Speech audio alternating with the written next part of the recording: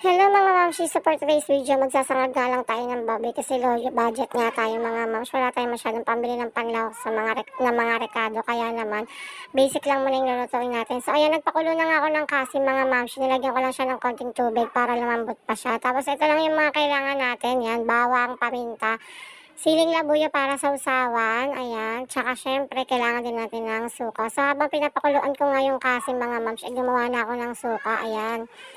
Kumuha nga ako ng dalawang lagayan para naman dalawang sausawan yung magagawa ko. Isang maanghang at isang hindi mga mamshi ko. Kasi syempre, sili is life tayo mga mamshi. Ayan, naglagay nga lang ako dyan ng asin, suka, bawang, tapos konting paminta.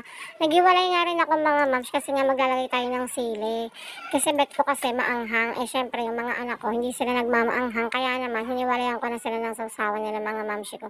At dahil nga baboy yung kakainin natin, kailangan natin isang sa suka, ganun. So ito na nga, wala na siyang tubig, kaya naman, at saka medyo malambit na rin yung baboy, kaya naman lalagyan ko na yan ng konting mantika. Konti lang mga mams, kasi magmamantika pa talaga tong baboy nito, kasi nakikita nyo naman, medyo mataba nga siya, ganun. Tapos, hahalo-haluin ko nga lang yan, tapos ilalagay na natin dyan yung bawang. So, ayan, ilalagay na natin yung bawang mga mamsi ko, tapos, hahalo-haluin lang natin yan.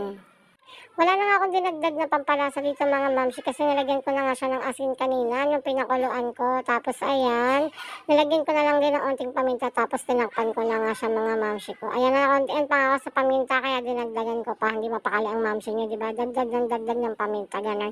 Malalaking paminta nga yung nilagay ko kasi wala naman tong sabaw. So makikita naman ng mga anak ko yung paminta at matatanggal naman nila. So ayan, hinalo-halo ko lang ulit siya mga mamsi.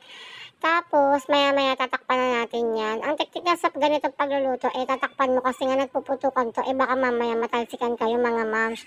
So, kailangan tatakpan nyo siya kahit malakas yung apoy. Basta takpan nyo lang, ganun.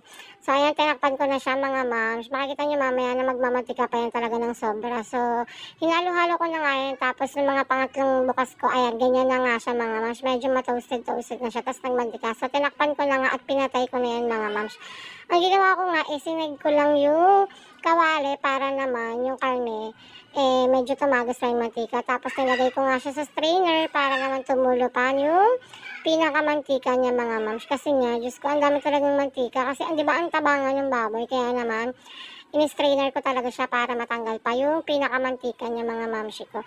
So, ayan, nire-ready ko na nga to kasi nakapaghain na nga din ako at maya-maya tatawagin ko na nga yung mga anak ko para kumain. So, ayan nga yung mantika mga mamshi, diba? Ang dami. O, pakak.